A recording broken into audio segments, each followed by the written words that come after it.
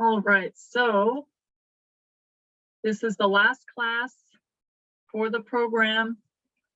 This is going to be a relatively relaxed lesson.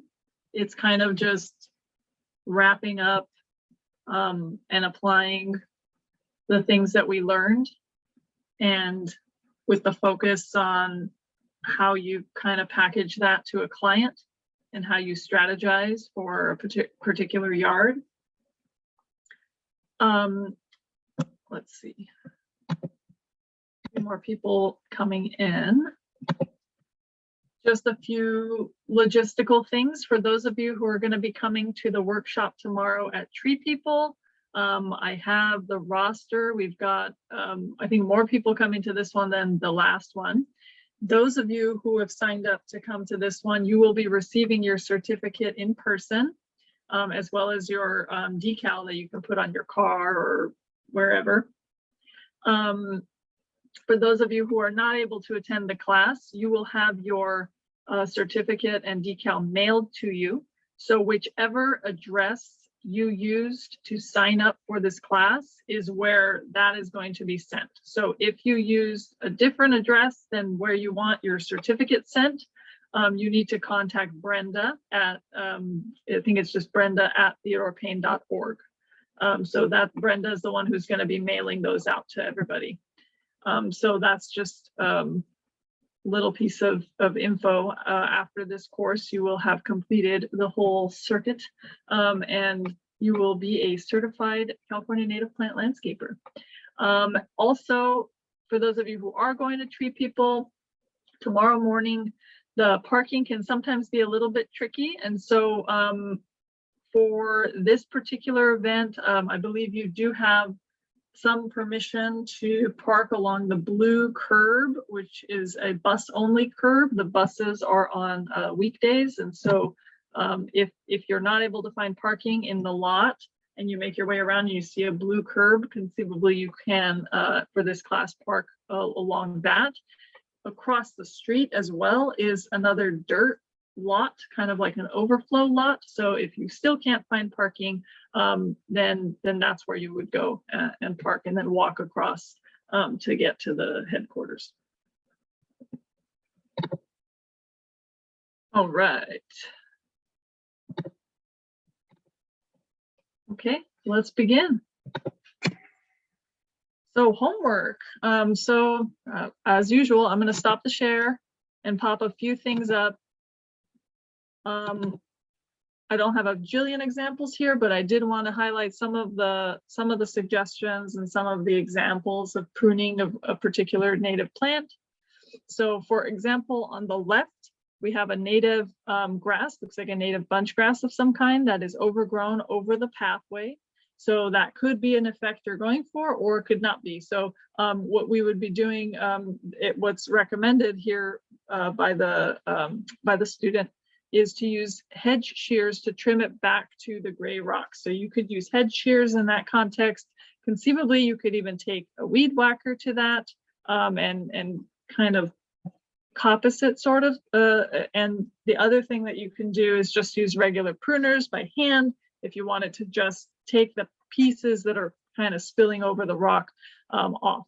You can also leave it. So if the pathway is really wide and it's not really interfering with foot traffic and aesthetically it doesn't bother you or the client, you could also leave it. So that's something to remember. It's about what your style is and what the style of your client is.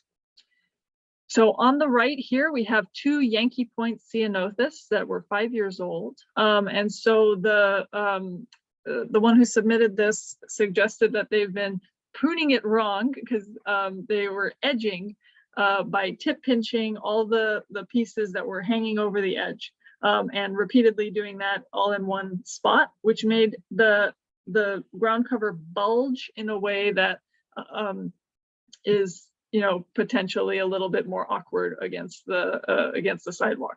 So that's something to consider, is how we're edging and to edge by pruning in different places on the plant farther back than just this edge line. All right, I should probably make the view a little bit bigger.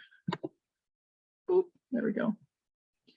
All right, so this is an example of Toyon shrubs at the Westwood Greenway. And unfortunately, what happened was these plants were planted and trained into that lollipop shape where they're naked about, I don't know, 2/3 to 3/4 of the way top, and then only on the top is the foliage. So it's pruned like a little tree that was very, very top heavy for a shrub that's normally multi-trunked and multi-branching. And so what happened is the main plants fell over, and you can see this is actually where it fell over, and then new shoots came up from what had fallen over.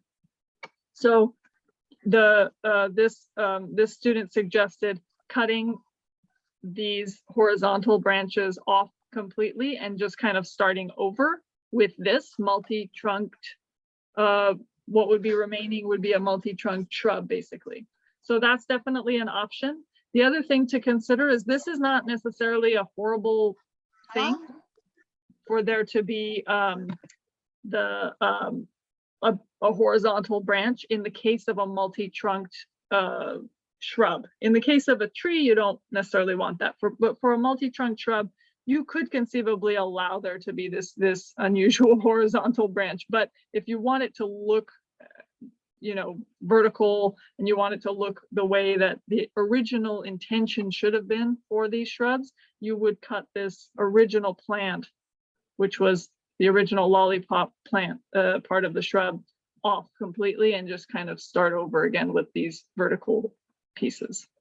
So that's two examples of the same thing. All right, somebody suggested this is a black sage plant. So this is in flower, probably in flower now, or you know, gonna be in flower soon. And the suggestion is to prune it after flowering, but best if it's already gone to seed. And that reason why we say that is for the habitat value that the seed provides. And so this is the shrub that is obviously not to be touched yet because it's in bloom. So you would wait till late summer or fall to do the actual pruning. And when you prune it, sages, you can prune them, take off 1/3 to 1/2 of them annually, and they just kind of rejuvenate really well. Somebody else did a kind of calendar of pruning based on the actual species. So that was a really cool adaptation to the homework. And so we have recommendations of what species to use and when to prune them. So if you look at the winter, what we have here are all these species that are winter dormant. And so that's really important, is because you want to prune things when they are the least active, generally speaking. So in the winter time, grape, sycamore, wild rose, that one can go summer dormant under drought stress rather than winter dormant, but definitely black walnut, western redbud, desert willow for sure. Those are mostly the species that are winter dormant. Artemisia, you could do in the winter. Yeah, that's actually not a bad recommendation. And then, you know, certain species as needed. That means that, you know, you don't make it a regular thing necessarily. Sometimes you might not do it at all. Let's see, fall and winter. Yeah, these are good. Baccharis is generally good in the fall, winter. Mantillaha poppy is good. Some of these can be done in the summer as well. All right, and then another student put out the flashcards and divided the groupings by type of pruning strategy. And unfortunately, we can't read them as well here. But for an example, because I can read this one says coppicing. And so we have coppicing, we have the Mantillaha poppy, we have the epilobium. I think that's Artemisia, which if it's Artemisia diglaciana, that is 100% coppiced. I think it's Erigeron glauca, which is the seaside daisy, which you can coppice. You don't have to, but you can. And then Monardella, which is the coyote mint, which actually does do quite well if you prune it back very hard. So that was another take on the homework. So I liked seeing the combo of all of them. So this was really great. If anybody has any comments about the homework, please feel free to put that in the chat before we move on to the actual lesson. So I'm reading the chat right now. Somebody suggests let Toyon be a shrub. And yes, it is a shrub. It wants to be a shrub. On occasion, you can make it look like a really cool small tree, but usually a multi-trunk tree, not a single trunk lollipop shape. Anything that's pruned into that artificial shape usually has very poor structure. So even for single trunked trees, if you prune it really artificially in that way, you tend to throw it off balance. Somebody also asked the question, when a tree has little sprouts at the base, you cut those. So redwoods are known for doing that, but that's something that is actually relatively healthy for redwoods to do. On the conversely, other trees, you would call those like water sprouts, or you would actually remove them. But in the case of redwoods, that's something that we leave on a redwood. Calicedrus decurrens, the incense cedar, again, on an as-needed basis. I personally wouldn't.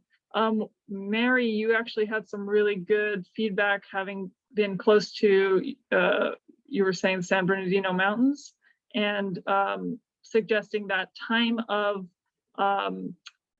year that you prune can be more or less favorable to beetle infestations on certain species. And so that's something to consider, is where you are. If you're near a forested area, those are things that you should definitely take the guidance of the Forest Service or anyone else to kind of mitigate. All right. So let's get into the actual lesson. All righty. So today, some of this is going to be stuff that you're already familiar with, because remember, this is a wrapping up of everything that we've kind of learned and applying it to actual kind of garden assessments and work plans. And then we'll kind of wrap up with the certificate as well. So we want to be able to estimate age of the garden, identify plant, soil, and irrigation and client needs at every particular site. And remember, a client could be your brother who lives with you, who has a say in how you do the garden, or it could be like a developer, or it could be a project partner on a big project, or it could be just, you know, a residential garden, you know, homeowner that you're doing a garden for. So when we say client, just know that it's quite versatile. Know how to troubleshoot problems, make a cost analysis of your work plan, promote your certification, and know how we will promote you, and such. So with the garden assessment, in your workbook, you have this. It's a garden assessment client landscape evaluation form. This is an example of something that you can use. You don't have to use this exact one. You don't have to use anything necessarily on paper, as long as you have a real comprehensive understanding, or not something that's already formulaic. You can write these kinds of things into a notebook or such. But if you have something formalized like this, this is something that you can give to your client, and you can give them kind of a snapshot of what their garden and how you're assessing it, and what kinds of things you're understanding about the space when you go into it. So this might be this will be different based on each garden. It will be different based on if you're going into a garden that doesn't have a garden yet, versus going into one that already has an existing garden, and you're kind of starting to you know, work on it midstream. So if you look here, it says age of the garden, overall appearance, plants, etc. And you're going to be giving them kind of this priority of kind of what their score is almost. So for the age of the garden, you've learned that the first 3 to 4 years represent changes that are different from conventional gardens. So generally speaking, the first year has very small plants, a lot more negative space, etc. And the watering strategies change as well. And so you need to look closely at the garden to figure out what phase of development it is. Is this a second year garden? Is this a newly planted garden? Is this been here for 15 years and most of the plants are mature and you're only going to do, you know, seasonal additions of wildflowers, etc. So you need to think about how big the plants are, how established they are, and whether there's a mix of ages as well. So you might end up with species that are, you know, planted that are 15 years old and some that are brand new, and their needs are going to be different, and your approach with them is going to be different as well. And so quick, name that native plant. What is this in the foreground? I'm waiting for chats. There we go, there we go, there we go. Penstemon, penstemon, penstemon. Yes. That's totally fine, Ryan, or anybody else who's having a messed up connection. My apologies. Penstemon, Margarita Bop. Yes. Penstemon, Margarita Bop. And in the back here, I'm thinking that this is a monkey flower, but I'm not 100%.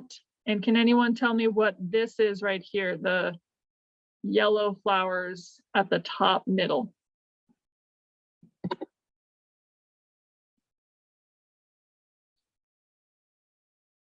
Yes, yes, yes, yes. Dendromicon. People say dendromicon. I say dendromicon because it sounds like a transformer and it just sounds cooler. So dendromicon. And it's the island bush poppy. Fantastic. All right, cool. Let's move on. So you're going to want a plant list if it's an already established garden and the owners of the property have some sense of what's in their garden and aren't just maybe brand new, but heck, you might get a yard that's already established and new owners come in and they have no idea, in which case you're going to be the ones providing that kind of information. But if you do have a scenario where you have owners that know what kinds of plants are in the yard already, you'll want to get a plant list from them and ID anything for them that they don't already know. And you're also going to be checking for and inspecting the plants for health and vigor and you know, for stressed and diseased plants, if there are weeds, how many of them, etc., and what their current maintenance kind of strategy is, if there's any. So, yes, somebody commented that the dendromicon flowers, the Channel Island bush poppy, smells like cucumbers. I think it smells like cucumber melon is what I get when I smell it. So this is the second, it's either the second page or another section of the assessment. So about shade, water features, soil and mulch, mulch type, irrigation, etc. So as far as soil and mulch, you're going to look for signs of clay. You're going to look for signs of compaction. You're going to look for hydrophobic soils. So I don't know if we talked about hydrophobic soils before, but hydrophobic soils are soils which have gotten so dry that they kind of resist water when you apply it to the surface. So you'll put the water in, it usually beads up and runs off. So hydrophobic soils might be soils that are found under an area that never gets water, or it could be that this soil just happens to get pretty hydrophobic by the end of summer when it hasn't received a lot of water. You want to find areas that stay wet or too dry for too long. And so you might find, hey, this is a really soggy spot in this garden all the time. Why? And why are we, you know, try to find the reason for that. Note changes of level in the garden. So high and low points, where is water collecting?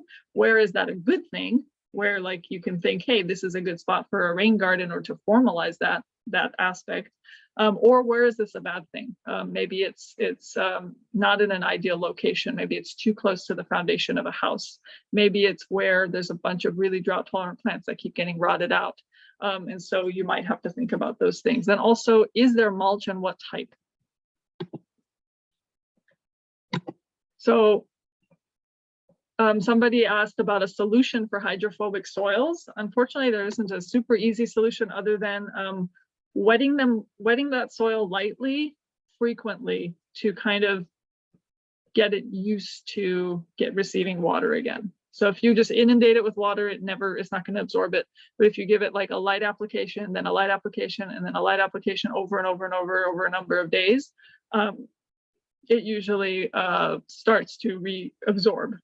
And so that happens if it was in nature and we got like a really nice like sprinkle instead of a rain.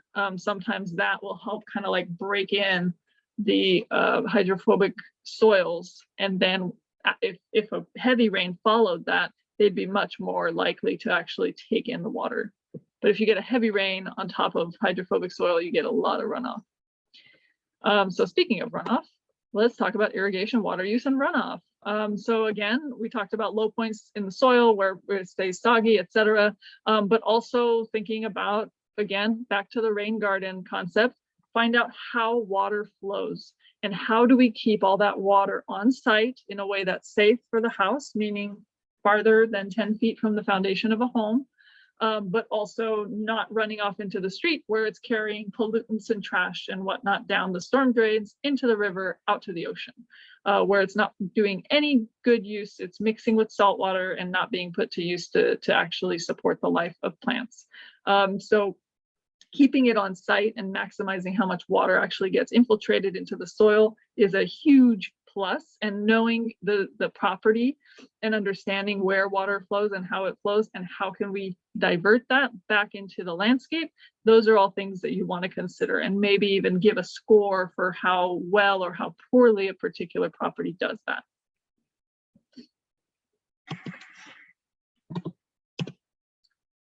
All right. So once you have generated this garden assessment, then it's a matter of generating a work plan. So if you've figured out, hey, this garden has no mulch, the garden is got very few plants and really could use more plants. This garden needs maybe a rain garden feature or something like that. You've generated kind of this plan of attack of what is the strategy for work, and then you create an actual work plan and give it a grade. Give that garden a grade before you generate that work plan, and you want to show show the owner, not in a judgy way, but in a way so that they're understanding kind of where they're at and how you can help them reach higher. Healthy would be a healthy garden has no major issues. Natives are a full 3/4 of the garden already. The irrigation system supports the garden efficiently. There isn't overwatering, there isn't underwatering, no major pest management or weed issues. A garden that needs work, one major focus area for your services, maybe it's irrigation, weeds, or plant health. That's one that needs work versus needs major improvement, needs a whole overhaul, has more than one major issue. Budget may be really limited, which limits what you're able to do, or some impending event, a party or an HOA inspection that's causing the owners to stress out. So they might want like a lot of work done and potentially in a short amount of time. So that's where you kind of would strategize your work plan to tackle any one of those things. A healthy garden might just be a normal healthy maintenance plan that is generally probably lower cost because you have far less to do. Needs work might be some specialized service that you're providing. Maybe it's building a berm or maybe it's doing irrigation changes or such. And then major improvement might be a whole overhaul of planting and cleaning and weeding and all of that. So it's got issues kind of across the board. All right, so first exercise. Okay, so this is a tricky name that native plant. Obviously, the hummingbird is not a native plant. We know this is a hummingbird. What are these flowers that the hummingbird is going for? This is very tricky. Oh, it's super not tricky, apparently. Most people know this. So Dudleya. Yes, yes, yes. Dudleya, Dudleya, Dudleya. So Dudleyas are succulents. They themselves, the foliage, you know, the actual succulent leaves, I guess deer might eat them, but generally they don't really have super high habitat value, but the flowers do. So these flowers come out, and the hummingbirds really, really like these flowers. And so they're very unusual. And I'm very impressed that you guys recognize them. Oh, so Raul is saying rats chew on his Dudleya. That's entirely possible. So they are technically edible to a lot of other animals, and they have a lot of moisture content, right? So because it's a succulent, so that's something that animals tend to go for. So first exercise is developing kind of an assessment and work plan very informally in your head right now. Just think about what a work plan or a maintenance plan might be for this newly installed garden versus this garden that is 28 months later, much more mature. So in a few sentences or a sentence, give me an impression of what a work plan might look like, or what a plan of attack might be as far as what you'd want to do on the garden on the left versus the garden on the right. And it might be that, you know, you can even say, what would you not do on the garden on the right that you would do for the garden on the left? So let's start thinking about that and putting your ideas in the chat.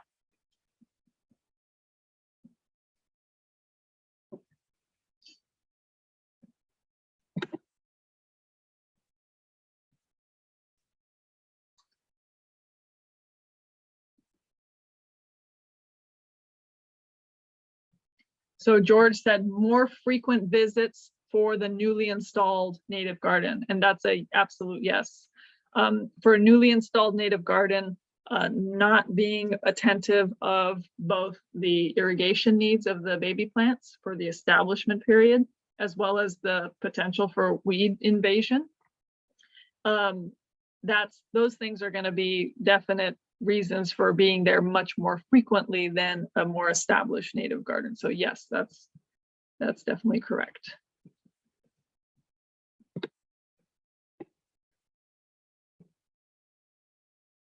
So watering would be the focus. Watering would be the focus of the garden on the left. Weeding might be the focus of the garden on the right. Watering on the left, pruning on the right. So that's a good yes. Generally speaking, determining if there's some water feature like a swale or a rain chain that can divert the water. So that there is a rain chain off of that, I don't know what that's called, an awning or something, coming from the gutter near the street number there. So maybe making that swale even deeper, maybe that carries that water farther into the garden, can be one of the things that you identify in a work plan. Winter and spring establishment watering, annuals to fill it out. So seeding might be something that you would want to do more on the left. Monitoring irrigation, sowing wildflower seeds, and then pruning and refreshing mulch on the right. Excellent. Watering on the right and cutting around the rock. Yeah, so pruning and the light that looks like a landscape light. So making sure that those kinds of features, if you have a garden that has landscape lighting or anything like that, to make sure those things are not being blocked or swallowed. Irrigation infrastructure, making sure that's in place on the left. Peeling back irrigation frequency as the garden matures. More cleanup on the garden on the right, but more water on the garden on the left. You guys are totally spot on these. Seeding annuals and then removing them. More weeding on the left, more pruning on the right. Anytime you have negative space, the possibility for much more weeding is kind of obvious, and so that's a very good suggestion. More frequent visits for watering, every other week if there's no irrigation system, depending on the season for sure.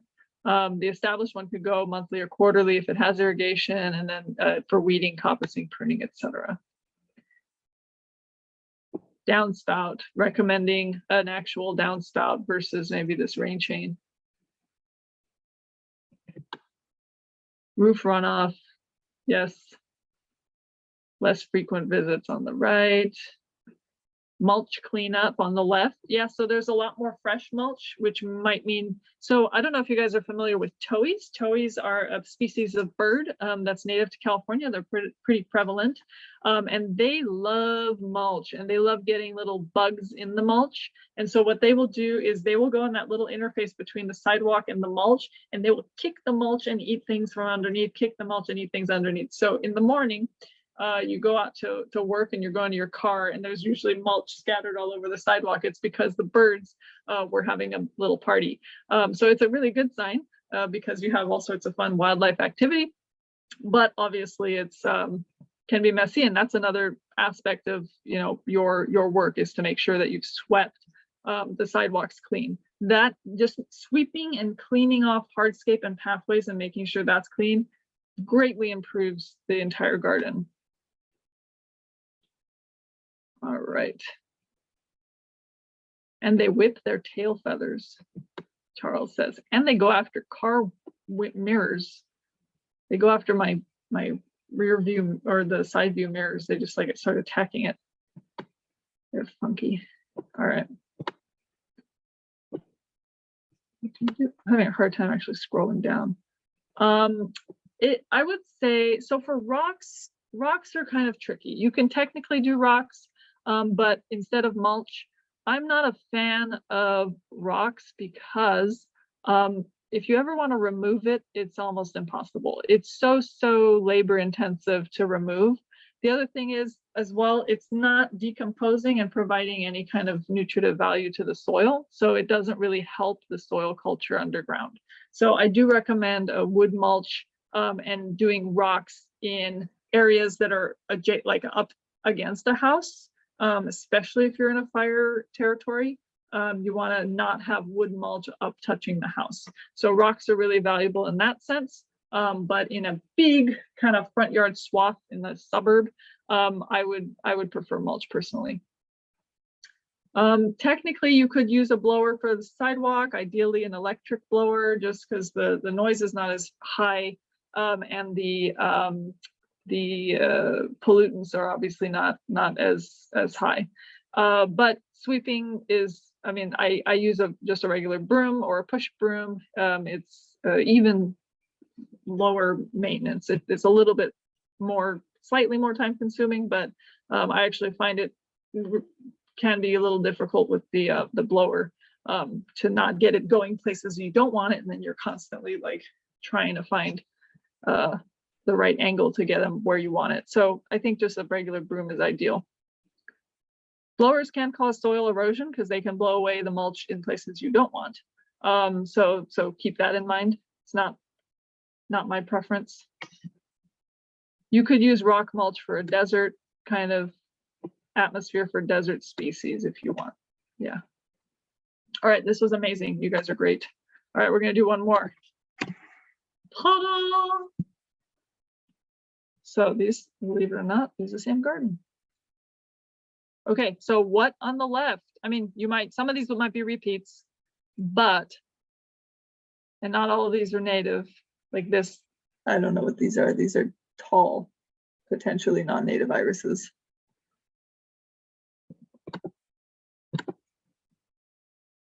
Get rid of the brick. I think they want the brick in this case. Yes, it looks like a bearded iris. You're right. So one of the things I'm noticing the second I'm looking here, there are stakes. Ah, George, good job. Okay, you got it just the second I said it. There are stakes on the trees on the left, and the stakes are still on the trees on the right. So that's a problem. The reason that's a problem is, number one, if you're going to leave stakes longer term, you have to change it from the way that the nursery has set it up. So you usually get these from a nursery where they already have the stake in the pot. And so what you want to do is put 2 stakes on either side of the tree and band them together, like band the tree in the middle and put 2 bands. That way the tree can still move in the wind. It can still move around and do its thing and get some stability in the trunk. When you have a stake right up to the tree, that is like having a brace on your back your whole life. And imagine if somebody were to take that brace off, you haven't built any muscles along your spine or your back to be able to hold your own weight up. You would probably fall over and need intensive physical therapy to be able to just stand on your own. So in a similar way, you don't want to keep this crutch up against the tree indefinitely. You want to wean them away by having the 2 farther away stakes with the looser band so that they can still move around, but if something really whips them, they have some protection. And then eventually you'd want to remove it entirely. So that's a very good observation. Keep it loose, yeah, to let it flex in the wind. The other thing too is, you know, obviously this was pruned as a standard. So one of the things that they do in the nursery is they prune things either natural form or standard form. Standard form means a single trunk and the foliage on the top. That's also sometimes done in a lollipop shape that's not particularly healthy. And they sometimes will prune the lower part, that lower like 4/5 or 3/3 or 3/4 of it, way prematurely. So they take off all those lateral branches, and then all that's left is this equally thin trunk from top to bottom. It's equally thin. If it does not taper as it goes up or flare as it goes down, you know that the nursery pruned those lateral branches prematurely. You have a good nursery will keep as many lateral branches on a tree for as long as possible, because it's the lateral branches that are lower on the trunk that bring strength and stability to the lower parts of the trunk. And so a healthy tree has a taper, or as it goes down, it kind of flares at the bottom. And as it goes up, it gets narrower towards the top. But if you go to a nursery and it's equidistant, it is the same diameter from top to bottom, they prematurely pruned the lateral branches and your tree will not be stable. Somebody's, you guys are very, you don't like these little blocks. Replace the atrocious retaining blocks with irregular stone. That's funny, but yes, that's a possibility. That would have to be the client's wish, obviously, if they like it the way it is. And prune the bush on the left. Let's see, hold on. Pull dead or not thriving plants, remulch. Pruning the bush on the left so it'll grow more full. What's the bush on the left? Yeah, I can't tell if that's a coyote brush or what kind of shrub that is. So depending on what it is, you may consider reduction cuts. Lots of little reduction cuts, and maybe it will fill out in more of a round shape. Irises and daisies need water to establish. Yeah, so this looks like Erigeron, the Erigeron WR, the seaside daisy. If it's WR, they're relatively low water. Oh, shoot. One of the things I wanted to show, and I totally forgot, one of you shared this garden, and I think it was like a therapeutic garden, where there was a ton of coyote brush that was just repeatedly pruned into this like hedge, almost topiary hedge. If there's time, I'm going to pull that up and show you guys because it's fascinating. I love to see conventional garden strategies applied to native plants. Ultimately, it's not ideal to repeatedly hedge something because you keep preventing it from flowering. And if it doesn't flower, then it's not providing nectar for insects, its habitat value is reduced, etc. Ideally, you would have a more naturalistic kind of garden. However, it was still very fascinating to see those images. And again, I should have popped that into the slideshow and I forgot. All right. So prune the tree. Yeah, so you can do some structural pruning on the tree if you need to. Frequent checks on the irrigation. Very good observation, because it's mounded higher in that little planter area. The likelihood that that area will dry out faster is higher. So that's a very good observation. Very, very good. That's a good question. This tree grew a lot in a year. This is a big amount of growth in a year. It's possible it would be like a year and a half or 2 years. But if it's really sunny and potentially overwatered, it maybe it grew that much. A aesthetic commentary: the iris and Palo Verde are not really good matchups. Yes, we have a lot of wonderful critiques of this particular garden. I have not designed this garden. It's nothing to do with me. I've never even seen this before this class. So excellent. George is saying it is a very fast grower, so potentially you could get that in a year. All right, wonderful. This was really good. I wonder if there's one more. There might be one more. Yeah, one more. Okay. So one more. And again, if it's all repeats of the same kinds of things, you know, feel free to not chime in again with the same thing. However, if there's something unique that you want to add to this particular situation, please pop it in the chat. What's different about how you would work with this garden versus this garden? And what would you consider like an action plan or a work plan? More rocks. Epilobium for more color. That's a great, yeah, I think that would look beautiful, because this looks like, or I'll let you guys tell me, what's this purple flowering guy right here? Verbena, lilac verbena. Great, great, great, great. So this is lilac verbena.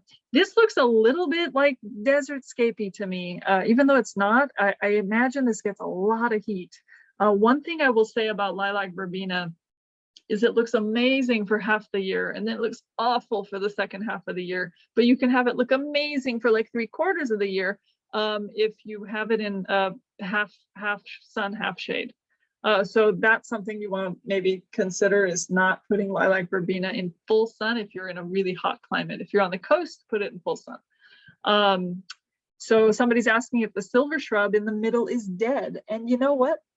I think it is. I do think that is dead. I don't think that's supposed to be so droopy.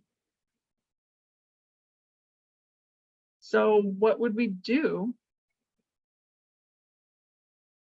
Ooh, that's another good. Okay, you guys are saying amazing things right now.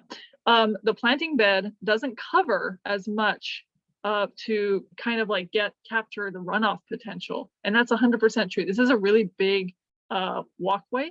And I will say, it's good to have big walkways, because usually plants will creep over onto the walkway and you want to have enough room to walk around. But with the runoff potential off of that roof, it doesn't seem like there's enough opportunity to really sink that in. And so that might have been a design flaw from the beginning, is to not have considered that. So for something like the DWP rebate program, that's something you would have to have put in the design and really thought about ahead of time. So that's really good. And it looks like there is a slope. Swales in the DG area, conceivably, if you can make it so that the pathway is not really obstructed. Keep the runoff in the garden by building at the bottom edge. DG running off the slope. Yeah, so that's one thing about DG. Even stabilized DG, you'll get little ruts in it sometimes. So maybe DG maintenance as part of your plan and work plan is something that you'd have to do in this particular space. Somebody said to weed whack the whole garden. We don't want to weed whack the whole garden. You will cut down all the plants. I'm not seeing very many weeds in this particular scenario. Charles is suggesting this middle plant might have been a Butylon palmeri, which is the Indian mallow, late in the day, so it's a little bit droopy. So if it's really fresh, like maybe newly planted or young, or has a lot of fresh spring growth, and then it gets the heat of the day, sometimes it does a little droopy droop. And then it perks up in the evening until it kind of starts to cope with sunlight. But in this case, this is looking pretty bad. So this might be a scenario, replace and plant something else here.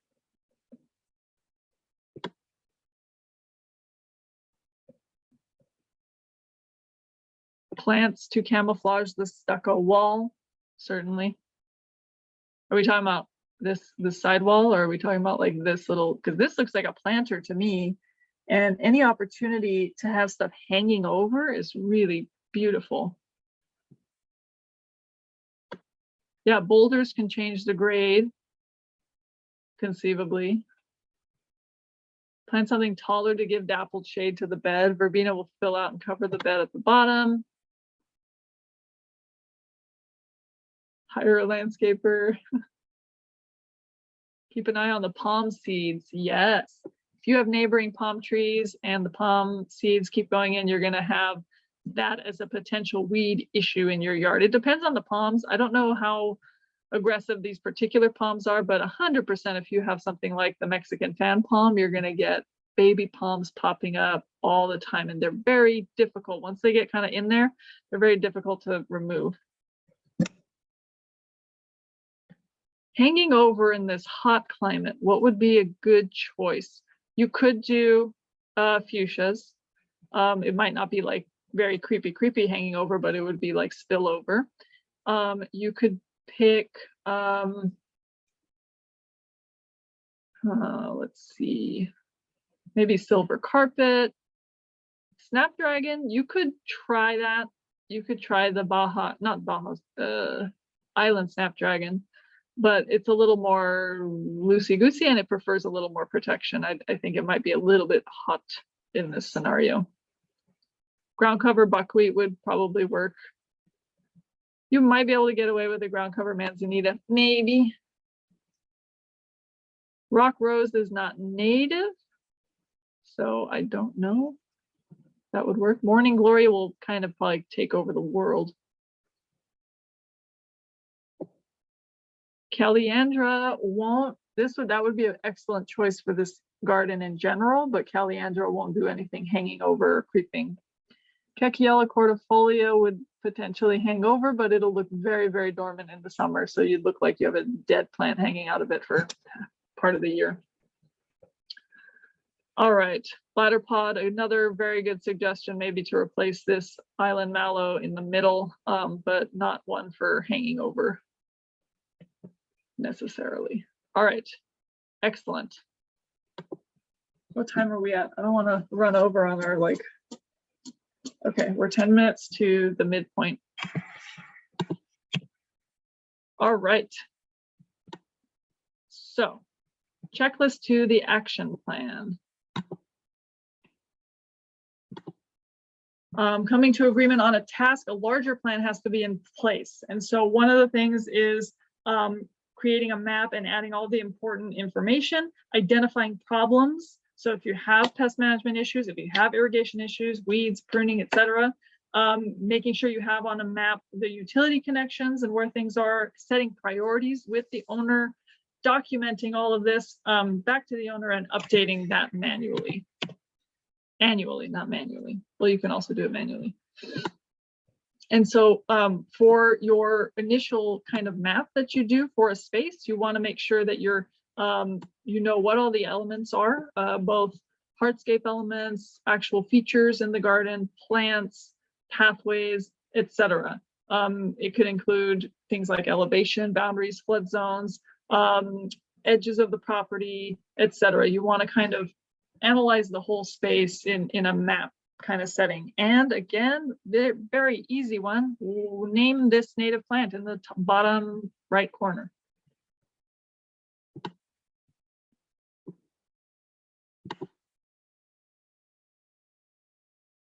Poppies.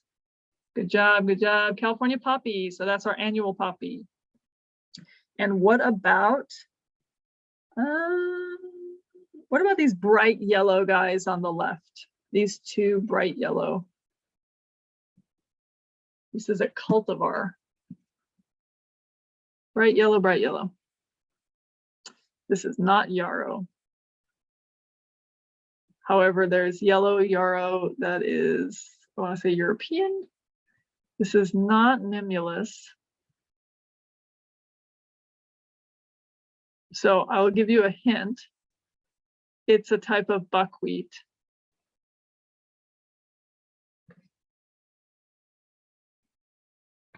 Sulfur, is that what? Yeah, so this is sulfur buckwheat. It's a particular cultivar called Shasta sulfur.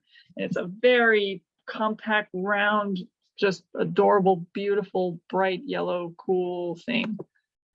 So that's a great one, in case you've never used it. All right, so identifying problems in the garden. And again, this isn't to judge the owner, this isn't to be nitpicky in a bad way, but you want to have obviously some, well, you don't want to have concerns, but if you have concerns, you want to list them. You want them out in the open, and you want to also engage the homeowner or the garden keeper or your client in what kinds of problems they have seen in the particular garden. So is it pruning? Is it weeds? Is it pests? Is it something to resolve with irrigation, etc.? Utility connections, so that you have to know your point of connection for irrigation. This is also just for your convenience and safety and everything, just being able to shut off the water if you're working on the irrigation, or like I said in a previous class, you accidentally break something, you need to know where to shut it off so that you can repair it. So I had a scenario where we used a post hole digger too vigorously and hadn't, oh, I'm gonna mute, there we go, and hadn't called Dig Alert in this scenario. We ended up busting a water line and having to repair it only after I doused an 85-year-old woman with geyser full of water. So don't do that. Know exactly where, luckily we knew where the shutoff was, so we were able to like prevent it from getting even worse, but know where all your points of connection are, where the shutoff valves are, and if you're going to dig anything deeper than a 1-gallon pot or maybe a 5-gallon pot, if you're doing it gently, then definitely call Dig Alert so you know exactly where all the lines are underground. All right. Setting priorities with the owner. So knowing what your client wants, agrees to, and can afford will save you time and money, and it might prevent you from being with a particular client. And I don't mean that in a bad way. It's just a matter of knowing why you're doing the work you're doing and making sure that you're the owner of the garden or the space or your client is kind of aligned with what you're doing. So for instance, if you are primarily doing this because you want to create wildlife value, and the homeowner wants you to use poisons to kill pests, that's not a compatibility there. And I would, recommend that you don't even go with that particular client. However, in most cases, it's just about getting to know your client, their preferences. It might be, hey, I like this kind of flower. I want to attract this kind of bird. I really need to manage the stormwater on this property, etc. And making sure that you guys are on the same page with that.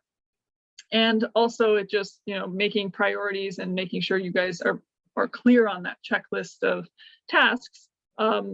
You can be really clear when you also give extra services and just make sure that everything is very transparent in the budget and the kind of cost estimates you're offering for your work.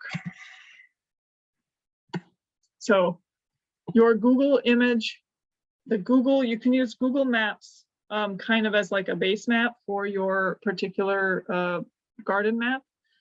If the homeowner already has a design or has at least like a little map, you can fill it in, but otherwise it's good to just use Google Maps or Google Earth and take kind of a snapshot of a satellite view of that yard, and then start to fill in all of that information. Where's the irrigation? Where's the shutoff valve? Where are these plants? And start to map it out and have that also just available as a resource to the owner. And make sure it looks really nice, because you're going to do like originally probably more messy, and then always if you're going to give something to the actual client, make sure it's a cleaned up version. Just updating the homeowner or the client annually. It's a good idea to be meeting with your client at least once a month, while you're there. It might be informal. It doesn't have to be that you knock on the door and bother them if they don't want to be bothered. But it's good to know if they have particular desires for new plants or anything like that, in anticipation of the winter rains. That's kind of our goal for planting season. And so if they're, I really want poppies this year, that you're going to go and purchase poppy seeds and scatter, sow those seeds that year, etc. Likewise, if they're not the ones making those suggestions and those are coming from your head, connecting with them about it is important. So you want to make sure, hey, this is what I had planned. I'd like to get poppies and scatter them in these areas. What do you think about that? I really hate poppies. Okay, so let's pick Clarkias then. Oh yeah, that sounds good. So you want to make sure you're having that dialogue. So from the perspective of professionals in the field, so top professionals from throughout the state of California list their top garden issues. Overplanting is a huge garden issue. Overplanting means you planted way too many plants for the space, and it ends up crowding each other, and then you have to do all this like creative pruning just to let them survive near each other. What would have been better is giving them enough space to reach their full size without climbing all over each other. So overplanting is a big one. Pruning because of overplanting is the next one. Ants we've talked about in the pest management class. I generally lean towards don't do anything when it comes to pests, but ants are a little bit different, unfortunately. They do exacerbate other pest issues, and they don't really have natural predators. And so you will likely have to encounter ants at some point, or if the plant fails and you see a bunch of ants have colonized the roots of that particular plant, you know why. If a plant fails and that's obviously nothing to do with ants, then obviously don't worry about ants. Gophers are a big issue. They eat stuff underground, sometimes above ground. So Volking, thanks to Jack, is a good brand. I'm going to suggest it here. I think I've mentioned it before, but Volking, you can get as a gopher netting thingamabob. That will protect the roots of the plants while they're really young. Weeds, obviously, are a big issue, and the availability of plants in local nurseries. So especially with California native plants, one of the biggest issues that prevent a lot of people from doing native gardens is sometimes they just can't get the plants. And so with the more and more nurseries tuning into native plants, not only conventional nurseries that are just starting to carry more native plants, but more native plant nurseries popping up, then that issue is going to become less and less. But that has been a big complaint. The client wants a native garden, and the particular plants that they want are not in stock year round all the time.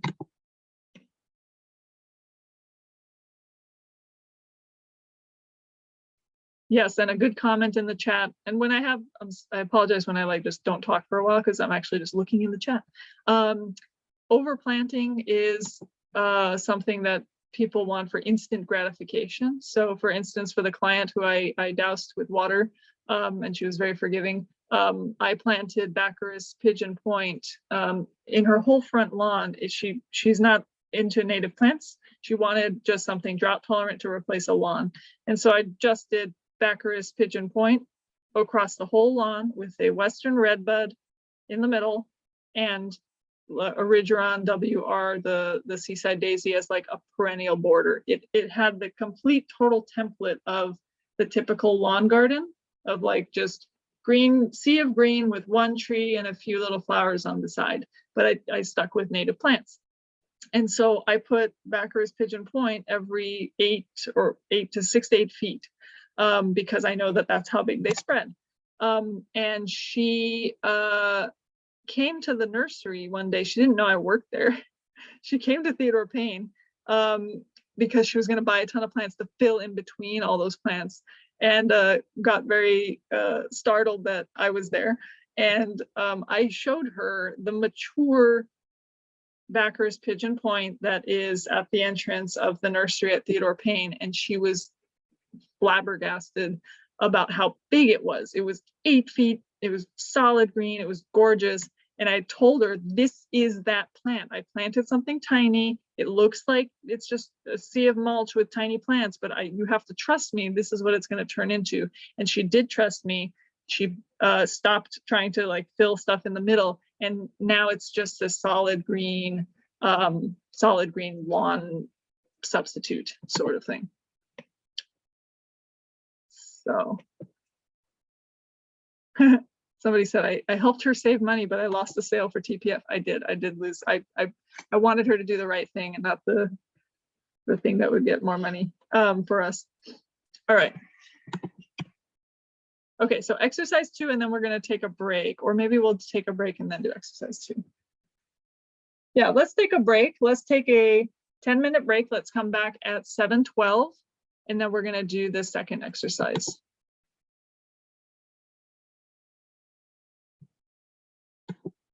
All right, we'll see you guys in 10 minutes.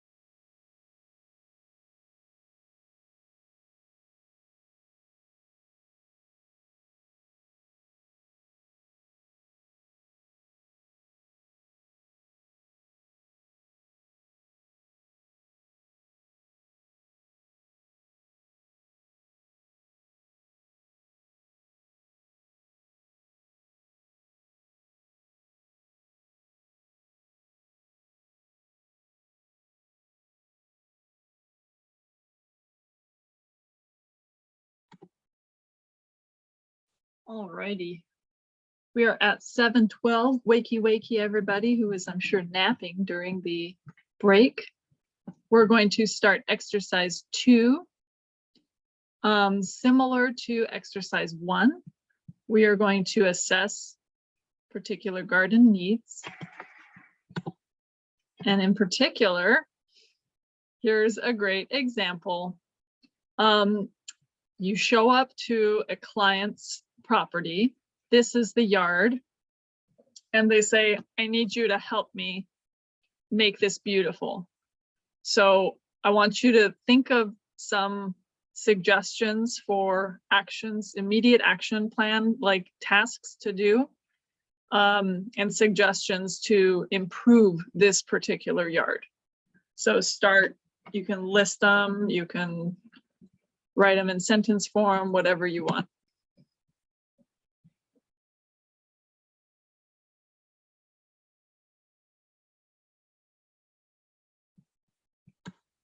So coppicing the buckwheat and the salvias. If you want to rejuvenate old plants, you can coppice. I probably wouldn't go so far as to coppice as much as deadhead and slight reduction cut. Weeding. Richard's very funny. Controlled burn on this landscape. Burn it. You could do it, but you would be burning. I mean, there are some weeds, but there are not a ton. And I don't think the plants are so old that they would require burning at this point. And depending on, if you look at the environment, I don't know, this is like a house with an RV, maybe in some suburban neighborhood. They may have some rules about burning. Nice manzanita. Get rid of anything smaller than the manzanita. Yeah, so all these tiny guys, maybe you want to pull them out and replace them with something else. There are some weeds here. This guy's a little weed. Add mulch. Yes, yes, yes. So there's mulch along the edge, but it looks like either they didn't have it in the middle or pruning. Find the source of the runoff that's pushing the mulch away. That's a good point. Boulders, yeah, put some boulders for visual interest. Plus, remember, boulders, they're another aspect of wildlife habitat as well. So if you have a stone boulder in the landscape, you'll see lizards getting on it when it's sunny and basking in the sun. You will see other kinds of animals that are living underneath the boulders. So there's a whole relationship with not only the mulch, but also large rocks. So the more variety you have, I also mentioned some areas you have mulch, some areas you don't have mulched. Maybe habitat-wise, this is preferable to have some mulched and some unmulched for ground nesting bees. But on the whole, it looks pretty inconsistent. It looks pretty bad. So I would either mulch it all or, yeah, I'd probably just mulch it all.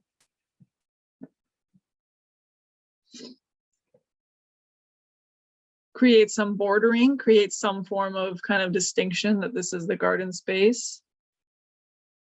And Richard will use a fire extinguisher to put the fire out. I'm sure that won't harm the plants at all, or the ground, or do anything iffy.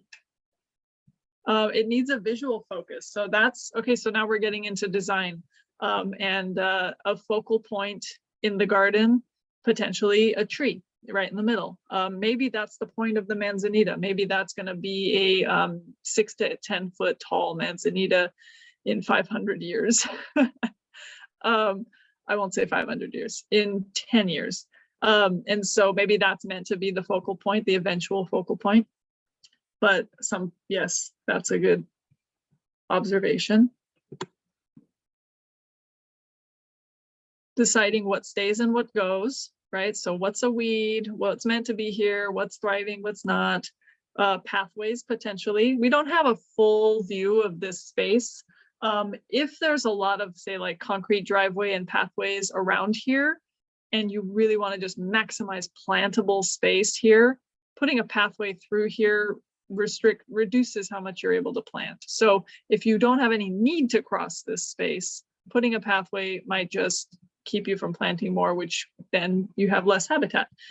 So we don't really have a good picture of what the environment looks like around here to be able to say whether pathway is a good idea or not in this scenario. Adding some height. So most things are around the same height right now. Cleaning it up, mulching, addressing irrigation, add a big tree, somebody said. Adding stuff that flowers at different times of the year. So it seems like we have mostly sages here, which all kind of bloom at the same time and die at the same time. Centerpiece, small tree, aloe or succulent. So aloe is, it's a drought tolerant plant that's considered California friendly, but it is not from California. So it's not a native plant, even though a lot of people will use it in xeriscaping and drought tolerant gardens. It's still okay for like a DWP rebate, but in the case of a native garden, it wouldn't be considered a native plant. But we do have some succulents that are native, as well as some cacti. They form a very small percentage of the native plant palette, however, but depending on the look you're going for, like a yucca in this might be really cool because the yucca is really sharp and architectural, and then contrasted with the more billowy sages might be a good kind of foil. Remulching, adding more color. Juglans californica as the tree would be nice. That's the Southern California black walnut tree. Since it looks like there's a bunch of black sage, that's another very local species. Maybe this is considered your local Southern California LA garden or something, because those are going to be species that you would find in the LA area.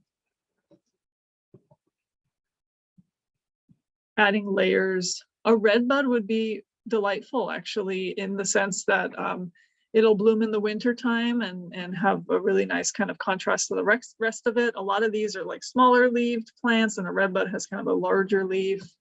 The soil looks heavy. We won't know unless we did the drainage test. So obviously on this site, you would do a drainage test so that you can make sure that you're putting the right plants that can be happy in that. The color's pretty dark, so maybe suggesting more bright colors. Medium-sized plant like a lemonade berry, sugar bush, or laurel sumac would be really nice. Hespero yucca, yes, the yucca would be really cool. Regrading so it's not all on one level. Yeah, so you can do, this could be, maybe this whole middle section that's all blah. You say, all right, that's where we're going to put our swale. We're going to fill it with gravel and rocks and a couple boulders, and it's going to look like a dry stream bed. And it's going to catch all the water from this building over here. And if you can figure out how to get the water to this area, that might be what you do instead of planting this middle spot. That's definitely an option. And that's something that you would obviously communicate or pitch or propose to the client. No, it doesn't look like an area that gets much attention. A yarrow lawn. I've not found yarrow lawns to be particularly long lasting. They tend to eventually kind of separate and form bigger clumps of themselves and look less uniform over time. Yarrow in general, adding a bunch of that's fantastic. Anywhere where you have like a little negative space and you can plant a small plant.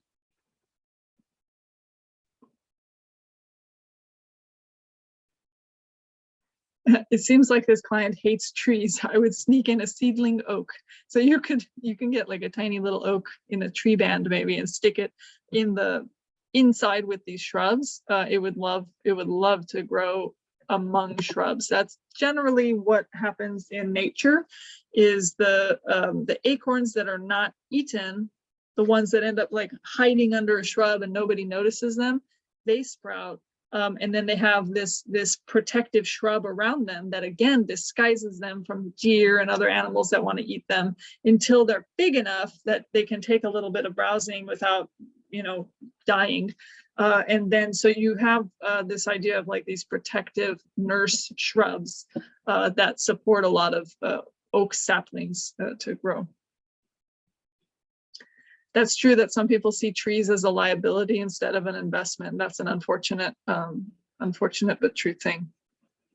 A swale above with a manzanita nearby, that could conceivably be an issue. So depending on how, if the manzanita is on the top, the high end, it's not in the swale, and as long as there's enough of a buffer around it, it should be okay. If it stays pooled for a really long time, and the potential that the manzanitas just staying way too soggy nearby, that is a good observation. So maybe making sure that the more pooly parts are farther away from the manzanita might be smart. Maybe there's like just a little bit of a tiny river here, but then a pool here and a pool here.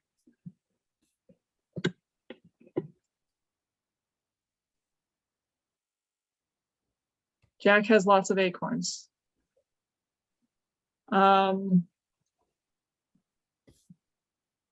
Conceivably, you could still move a small plant.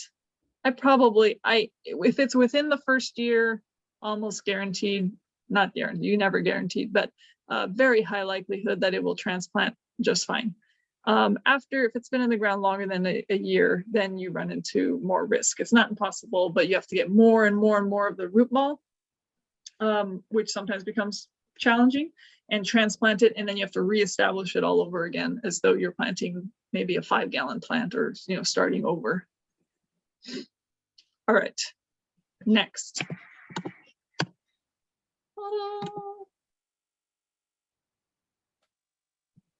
Okay, go. What are we doing here?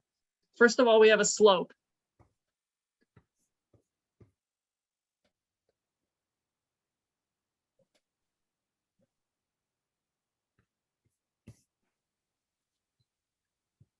I know you have ideas. Maybe there's so many things to do. You guys are writing paragraphs.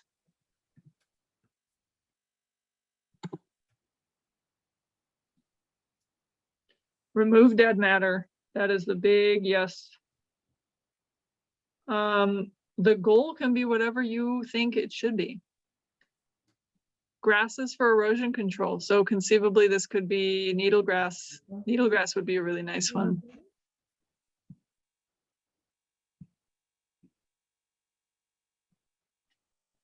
Larger bushes can't be at the bottom. They can be, but you're going to block a lot of the view from the top. So generally speaking, you want things that are going to be lower in the foreground and taller in the background. Building mini terraces out of branches for individual plants.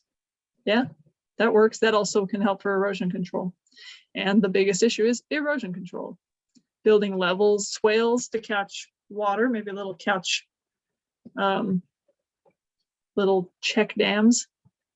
Terracing, prune back the encelia. So it's still blooming, so you could probably do the deadheading now, but once it's done blooming, then you can hack it back pretty hard, I think, actually, and get it to rejuvenate in a slightly less enormous manner.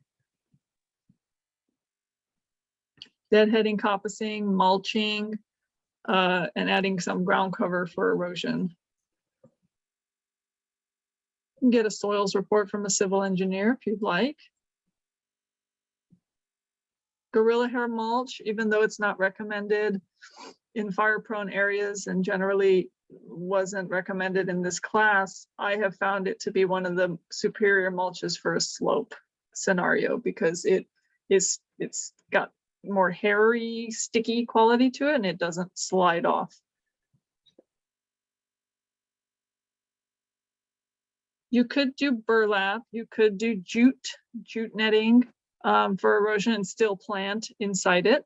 That's entirely possible. Hummingbird sage as kind of a ground cover. What information we would need to know is what direction this slope is facing.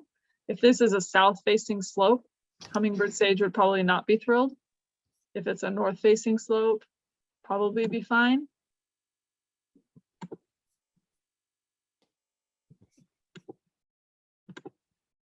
All right.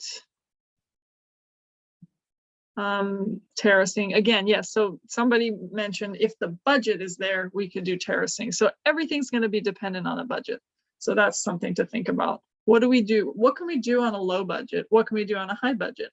Low budget, we can plant way more plants. I mean, sorry, high budget, we can plant a lot of plants. Low budget, maybe you consider planting one plant that gets really wide. Then you reduce how many plants you have to buy.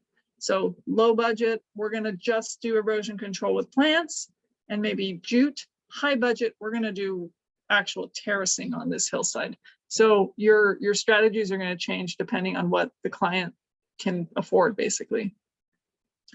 Dig out the palm tree. Yes, there's a little, yes, good eye. I didn't even notice that right here in the middle. This is like a little baby palm tree popping up behind the Encilia. Put a coast live oak. Yeah, that would be great. So coast live oak would anchor as far as erosion control.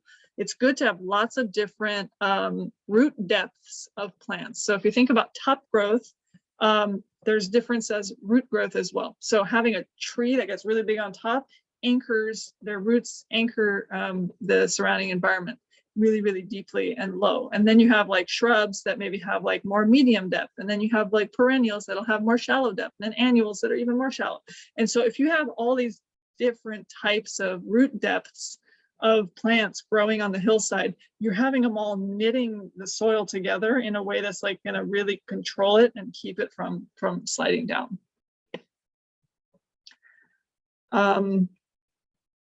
Native blackberry as an understory plant to an oak tree. Say you could put an oak tree and then have a bunch of kind of thorny blackberry if you want to discourage people from getting on the hill. You could use the dead bushes as mulch or as green waste. It depends on how finely they're chopped, but yes, I mean, absolutely. Coastal sage, buckwheats with opuntia, beautiful. That's like just a coastal sage scrub plant community. If it's, I'd leave the Encilia and then just do like buckwheats, sagebrush, Encilia, and a bunch of opuntia prickly-pear cactus, and you've got a beautiful coastal sage scrub hillside.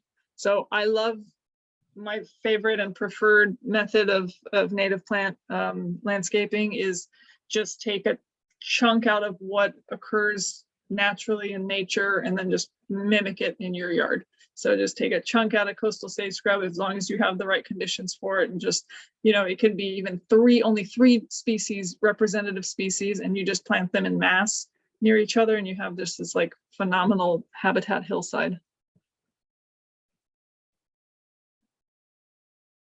Ground cover manzanita and ceanothus. That's an option depending on how hot this slope gets. I tend to find that those species are better in some protection. So maybe north facing slope, or if it gets morning sun and afternoon shade, they tend to do better.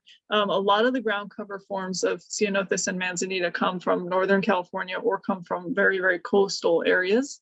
So if you're on the coast, they would likely be very successful. But if you're inland, if this is, I don't know, Montebello or somewhere, then I wouldn't recommend it unless you have at least half the day sun protection.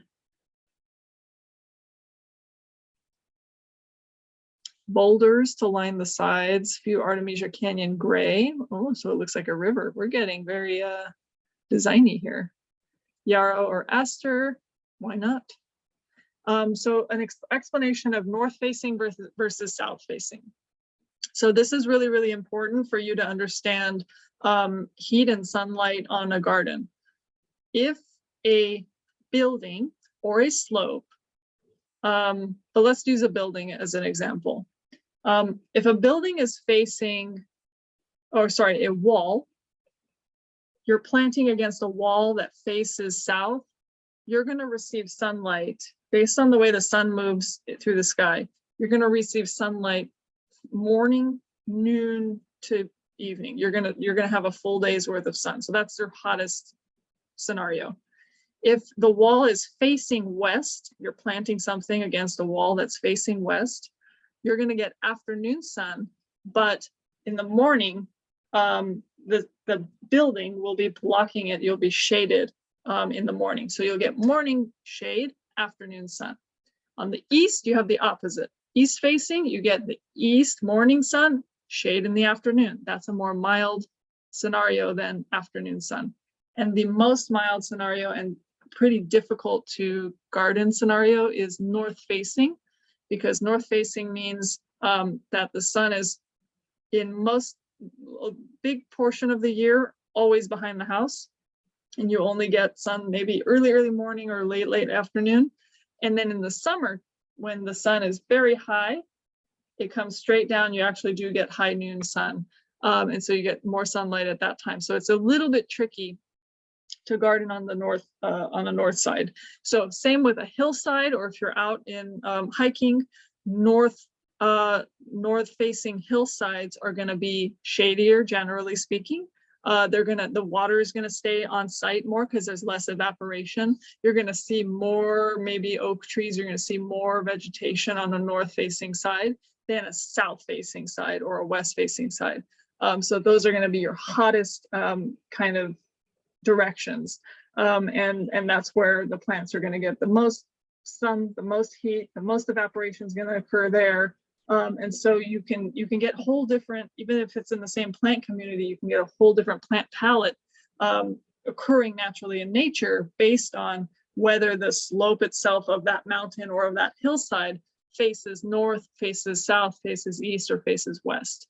And likewise, whether it's in a canyon or whether it's exposed, whether it's up top or below. So all those things are considerations that you're going to do kind of on a micro scale inside a garden setting. So knowing whether this slope faces south versus faces north, or faces east or faces west, is relevant to the kinds of plants you're going to plant. All right. You could do seeding on a low budget.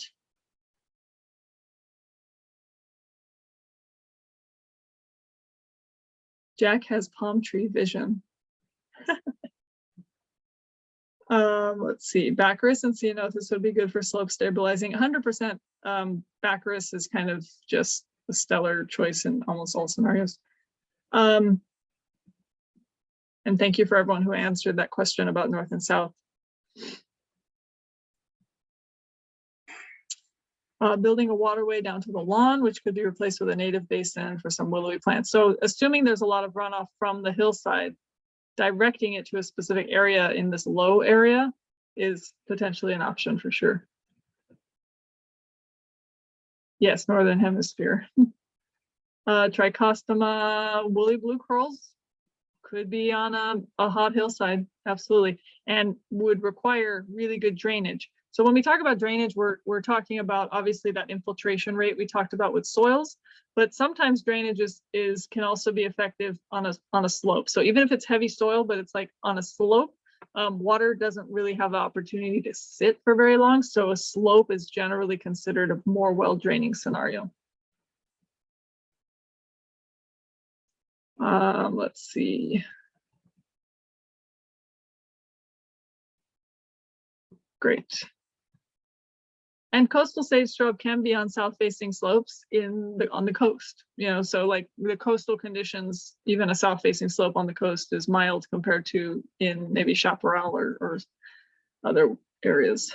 You don't want to undermine the retaining wall with water. So thinking about the drainage and potentially considering how things drain. Maybe there is a way that water collects and then is redirected elsewhere so that the pressure doesn't build behind this wall. All right, excellent. Fantastic. So where are we at? We're at 763, or sorry, not 763, 736. All right, so developing the work plan, estimating how many hours. So this is something that you need to be good at estimating your work, because ultimately what you pitch and what you propose is going to be kind of codified in your work plan, and that's what your client is going to agree to pay you at. And so if you end up working more and then going back to them and saying, oh, sorry, I've miscalculated, they're not going to like that.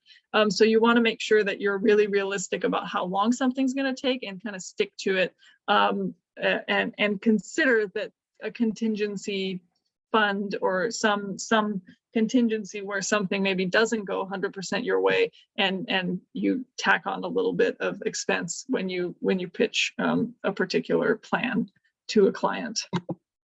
And what is that? What is this? What is this? Grass with purple It looks like a grass. It's not a grass. It's related to irises, and it has a little purple flower.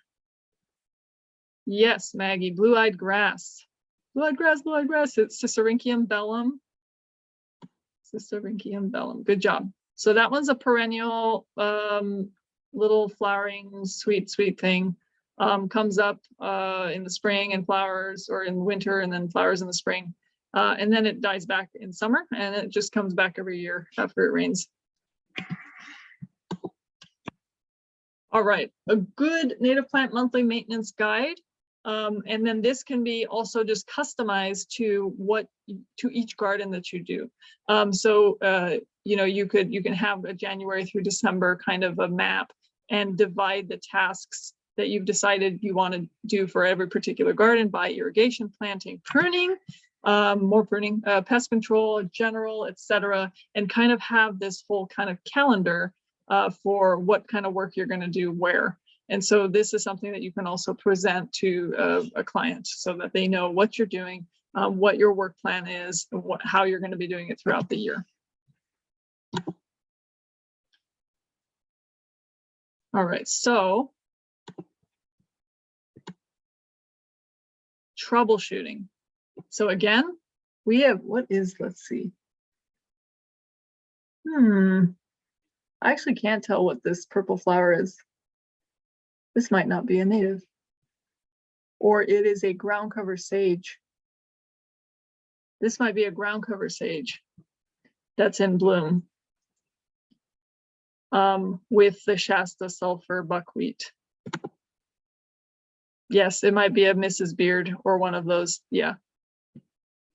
Good call. It's one of those ground cover sages that happens to be in bloom in this photo, and it's fantastic and beautiful. Okay, so troubleshooting steps. Troubleshooting is when you've identified a problem and you're going to try to solve it. It sounds very, very basic, and it is basic. So you have to understand the problem to begin with. So if you see tons of water is pooling in this area, oh yeah, there's a leaking drip line, or there's a broken pipe, or whatever the issue is. So understanding the problem to begin with, making a plan, executing the plan, and then seeing if the plan got solved. It sounds very, very simple, and it is. So let's do that. So to understand the problem, you have to consider how the garden is different from other gardens, and how it's also potentially the same. You might see problems that are replicated throughout gardens that have nothing to do with each other, or you might see that this is a totally different situation. This particular problem is very unique to these site conditions.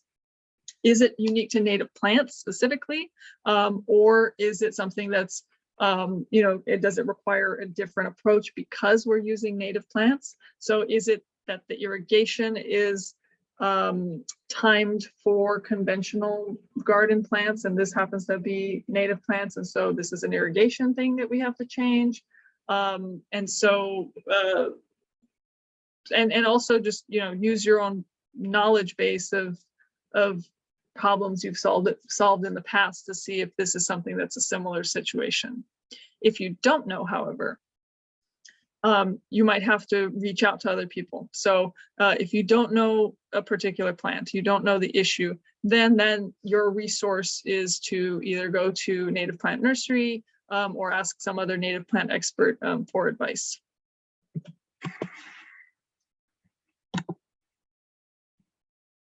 All right, so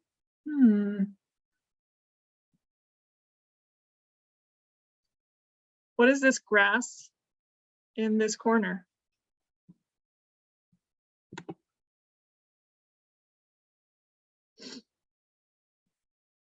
Yeah, good job, guys. You guys are really good. Yes, Muhlenbergia rigens. Deergrass. Deergrass is really, really beautiful.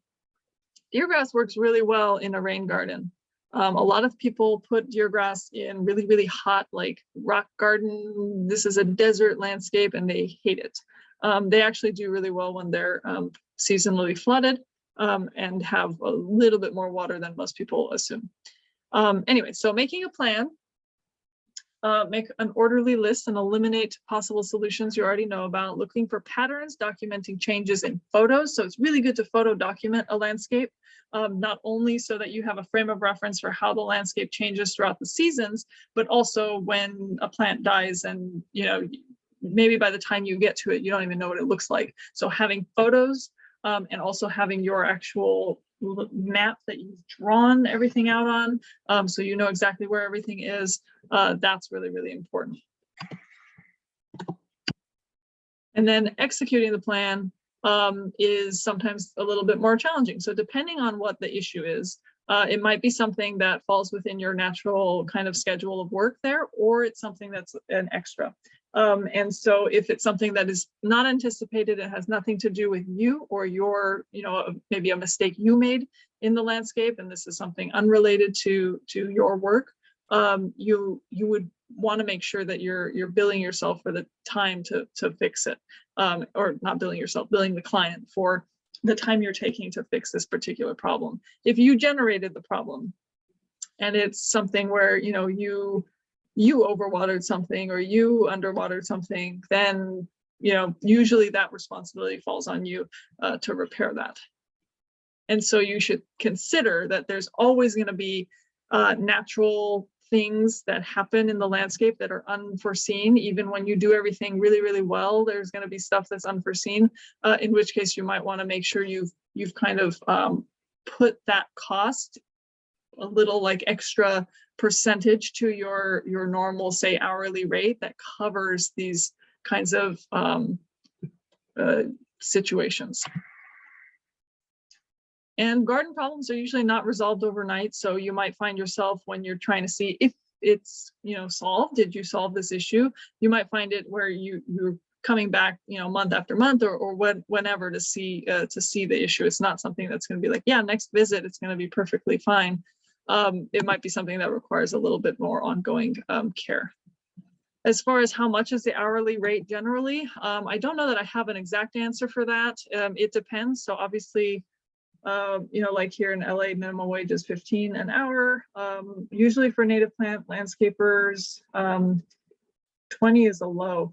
20 an hour is like on the low end, and it can be a range between, depending on how experienced you are. I've seen anywhere from 20 all the way up to like 40, 45 an hour. Again, it depends on your experience, your expertise.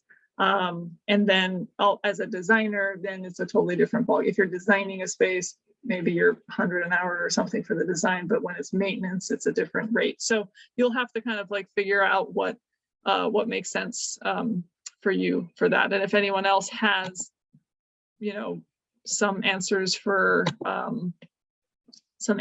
Mary as far as what they charge or anything like that, just to get kind of like a ballpark figure, it might help to have that kind of back and forth. Somebody says, if we work on the planning and design aspect and need someone to fill in for maintenance, how do we find someone to do that work that's knowledgeable? So that's the point of this course, is to build that base of people. And so I do know that Theodore Payne is going to be creating a website that is a portal for professionals, and will kind of also be a hub for being able to request, you know, put job listings and stuff up, and you'll be able to get people. And so it really depends. It's one of those things where we need more and more people who are really good at this, and the pool of people is growing now. So hopefully it won't be hard to find it. All right. We already have a job listing in the chat here. If you're looking for gardening and landscape work post installation, I might actually also have that issue. All right. Oh yes, that's a good point. Charles is saying, if you go on Sunday to the Westwood Greenway, I won't be going. I apologize. I had planned to, but I had a family emergency. But you'd be able to meet everybody in person and maybe do a little bit of networking and let's see, somebody says, shouldn't native plant gardeners be charging more? It all depends. It depends on what ideally, because it's a much more specialized, and now with your certificate, you can justify that. So if, say, 20 is a normal thing and or 30 is normal for maybe a conventional gardener, you say, hey, I'm 45. Why? Because I got a native plant certificate. Or I'm 50 an hour because I have a native plant certificate, whatever. So you have to figure that out and kind of work with supply and demand and figure out whether or not you can get the work. Somebody says, I love to charge more, but I also want more people to have native gardens. So, you know, you want to be able to get enough clients as well. All right. So then we kind of just covered this. So practice this for record keeping and metrics. Keeping a plant inventory of what is in the garden is really, really essential, even if it's just a list. If you have a list with other features and, you know, where you can say this, it gets to this height and it's normally for attracts birds or whatever, and you can be a little bit more descriptive, that's great. And something that, you know, you give to the client so that they have it it's a good learning tool for them as well. So for instance, when you have something really cool like this, you want to have a list that says, what is this buckwheat? Answer that question. What's this pink flowering buckwheat? Which I kind of half gave it away.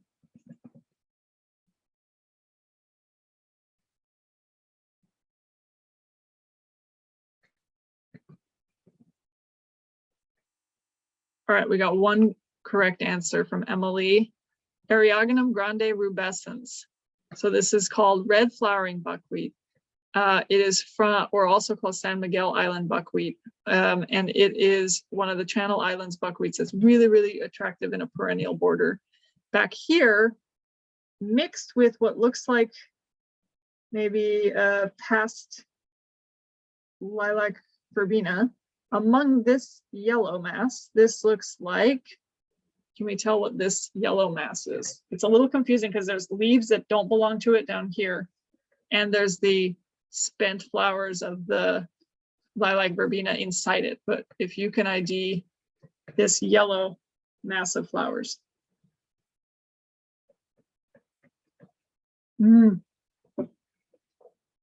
Yes, Raul. This is called golden yarrow. It's not a yarrow, but it's called golden yarrow. The botanical name is Eriophyllum confertiflorum. Very, very cool. Very flowery. Has an off season, doesn't look fantastic in the late summer, but it's just extremely cheery. So in this context, you would have a little list that said Eriogonum grande rubescens, Eriophyllum confertiflorum. You would have, what is this, yarrow in the back. You'd have a manzanita, and make sure you know what species and or cultivar it is, and have just an running list of what the things are.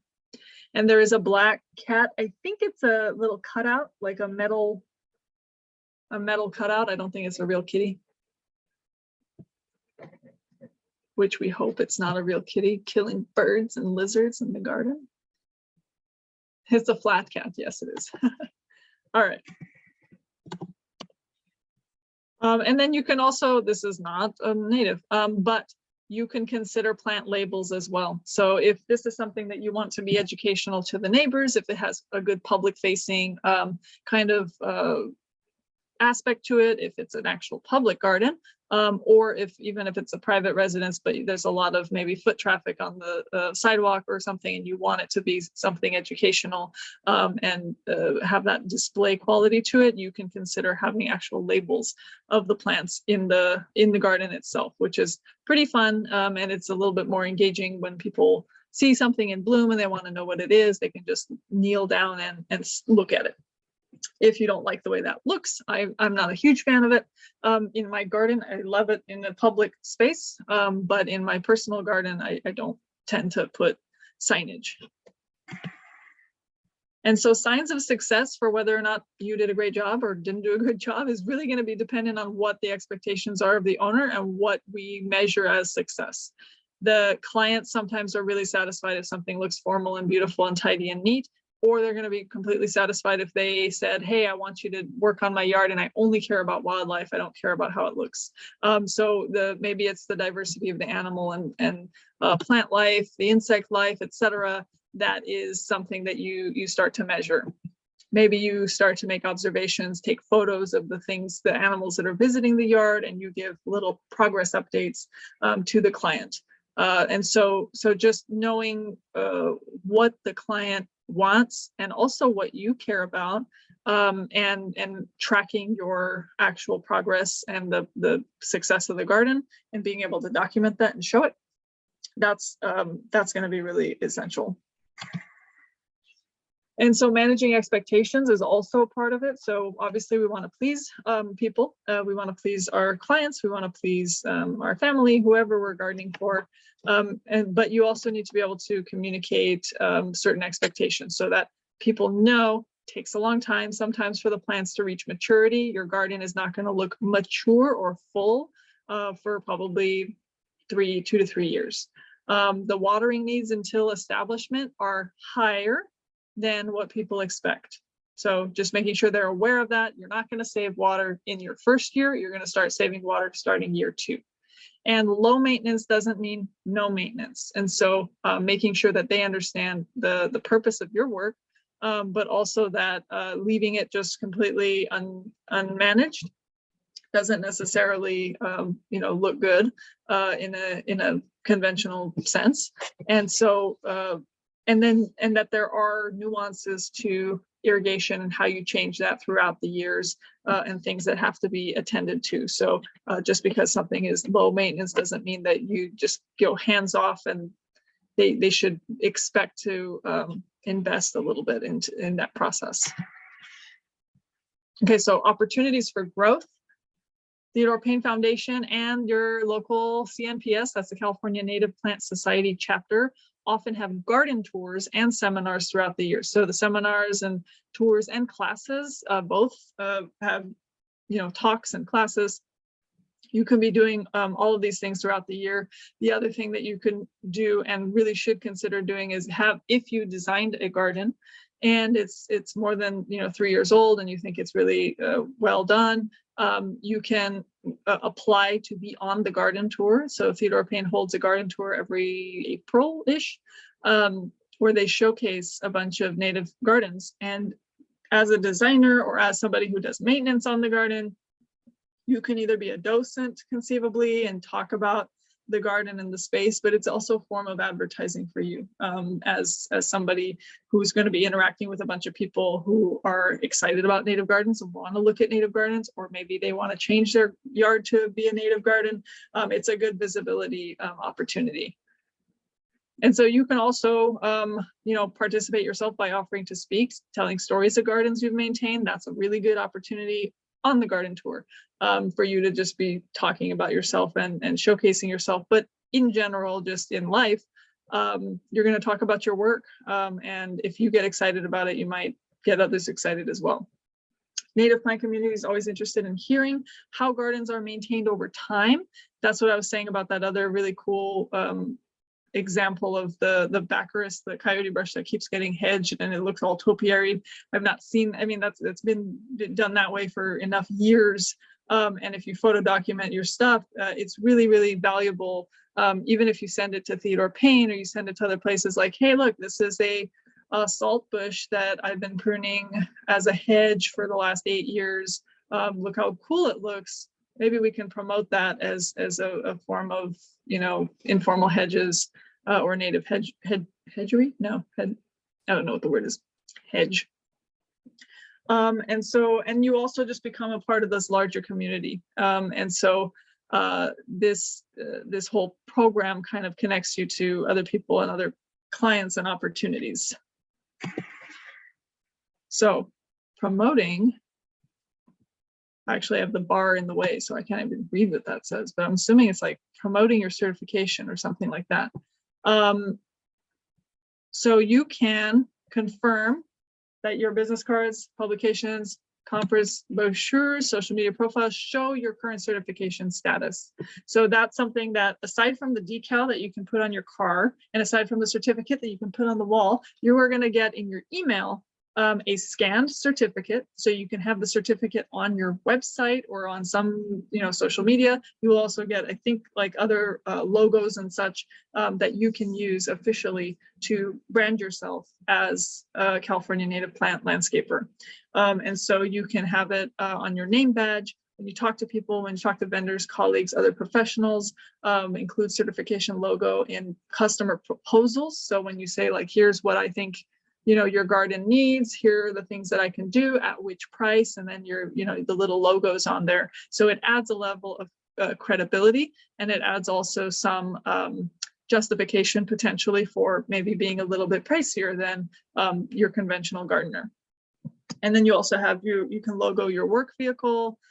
You can keep the certificate in your work vehicle and show it off if you like. And you genuinely just, I hope you all feel like really, really, really proud of yourselves just for getting through this whole course. It's not easy to do these courses online. There's a certain aspect that's easier, but it's a certain aspect that's also harder. And the fact that you guys are here from 6 to 8, 2 days out of the week for this whole month is fantastic. So I hope you guys feel really, really proud. So what employers can do is demonstrate the value of your certified workers. So if you say you're a particular landscape crew and your whole work staff has gone through this program, that's kind of a badge of honor as well. And what we will do, what Theodore Payne will do, and its partners, we're dedicated to helping you succeed. So we can't directly promote you on our website. We can't say, go to this particular landscaper, or go, we can't like point out any one individual. However, we're going to provide you with ample materials to use to identify yourself as having completed the certification program. So it will be very, very obvious that you went through that. And then also when the website portal kind of is up for you guys, it's going to be a resource to you where you can also conceivably get continued kind of education and a deeper dive into certain specific topics with other professionals. So that's another opportunity there. Oh, and that's it. Thank you. This is the last slide for the last class. We appreciate your involvement in this training. We have learned so much, and we hope you have as well.